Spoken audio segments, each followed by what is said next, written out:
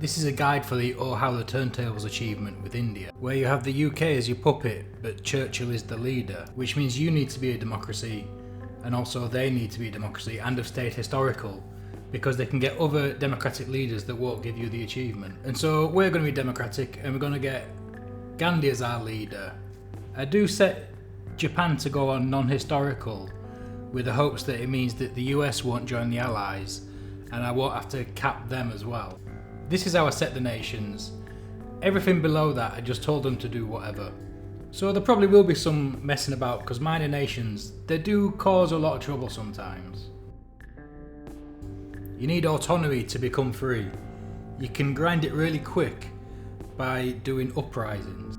So set your garrison law to no garrison, and when you get this event, press the top one, and if the resistance is high enough in that state, it'll trigger an uprising. Then just run through there none or one or very few shit troops with your many slightly less shit troops. The amount of autonomy you get, who knows how it works. Sometimes you got a lot, sometimes you get a little. It's not based on casualties or combat or anything. Maybe it's the region, I don't know. In one uprising, we gained 185 autonomy for fighting nobody. The majority of the autonomy progress you get from the focus tree. Some give a set amount and some give a daily ticking amount. The last focused, Eastern Pakistan, gives a set 500, and that's what we're going to go up on. We're going to do air, so we'll start with this focus to get that ticking up. When you get this decision, choose the top one. Then rush down the extra research slot. We're going to need loads of PP, so we'll start the silent workhorse, and then we'll get the army offence guy. Then the popular figurehead for more stability, or the ground support guide, depending on what your plan is. You get so much XP you'll finish all your doctrines before you even go to war. Do these two focuses after the research slot so that autonomy starts ticking up quicker. You have to be free before the UK goes to war, otherwise they're going to call you in. But it is a lot quicker than you'd imagine. Once you become a dominion, you get so much daily autonomy. When you click up to become a dominion, you want to do all the focuses that have opened up beneath that, because by the time you do all the ones you want to do, you will be free. You need to do the Viceroy's Bodyguard focus before you click to go free, if you want to unlock the secret Gandhi path. I only had to fight 3 uprisings in this run before I got my freedom, so you want to think about doing that focus early. The one above it is 2 mils, so it is worth doing just for that anyway. But if you forget, it's a restart. The easiest things to do with the uprisings is just to garrison all your troops on the VPs, so when they rise up they'll just run in and kill everyone instantly. The Eastern Pakistan focus gives 500 autonomy points, so that's what we'll use to break free. But you need to have 300 PP saved up for that, and you need to have done partition preparations first to lessen the negative effects of partition. We're going to research these to produce these planes. We're never going to compete with the Navy, so paratroopers it is. We don't have the range MIO, which is the best one, so we're going to go for this. So our planes will end up with ranges something like this. The interwar transport plane has enough range for paradrop in the UK, but if it's late game or you've done heavy fighters, you could go for the modern transport plane. This focus gives a lot of time off if you want to do it. The autonomy is ticking up super quick now. We're going to be free any day. Don't forget to do this focus before you click to go independent. We'll be free in plenty of time for the Second World War.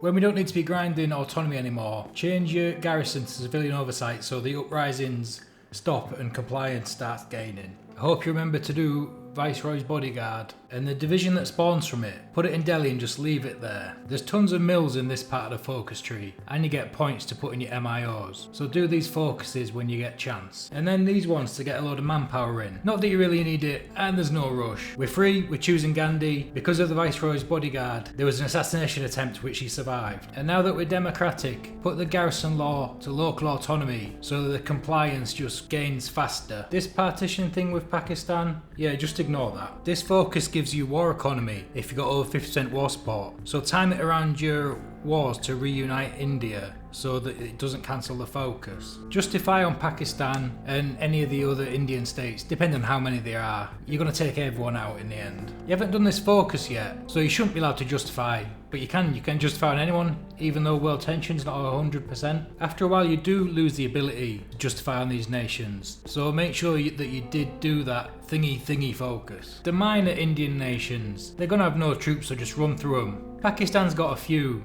but just run through them as well. You get some really good bonuses in Gandhi's I Am Death focus tree. You want to get these 2 focuses because that allows you to core all the states of India. When you've had local autonomy on for a while, so the compliance has gone above 40%, just spam click all these things. You have ridiculous PP the entire run. They lower the resistance in the state, so when that's below 15 and compliance is above 40, you can core them. Because you're a democracy and at war, people are going to spam you with loads of free stuff. Take it. Now it's time to build up your army and your air force to take out the UK. It takes about 2 years from scratch to get 50 transport planes if you're putting them on 1 mil. That means you can only paradrop 1 division at a time. It don't matter how big the division is, but you've just got to set them up 1 by 1 by 1. Even though it's non-historical, basically everyone was historical. So you're hoping for a typical World War II, where the Axis take all of continental Europe and it's just the UK left, but minus the USA. Then justifying the UK, join the Axis. Sometimes they keep you hanging around a while. Then you paradrop the UK from France. There's a lot of anti-air in Dover, but I don't care about men. I do care about making a tit of myself. And this is way too early, and if anyone even lands, they're just gonna die. So I'm going to build up and come back a bit later. I'm not good enough to get the job done at this stage. You get tons of manpower as India. I could have got more, but this focus that I'm now locked out of doing because I've not a subject. There's this one that I've not done yet because I've not been to war of a major. And this one is after that, so I've not done that. And this one was hidden in the naval branch and I didn't even notice. Sometimes you just got to restart. Sometimes it's my fault, but often it's just the game.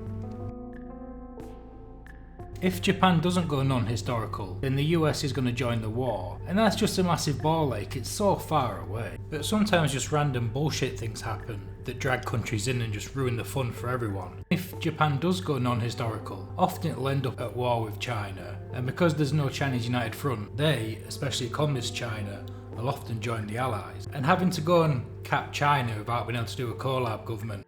Not today, Satan, not today. So, if you want to avoid ending up basically doing a world conquest, you might have to restart a bit.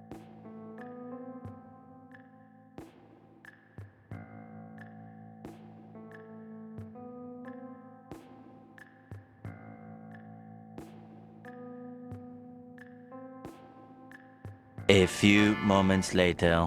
It's mid-44, I've been way too cautious. I've got tons of planes and equipment and men. I probably should have done this like a year ago.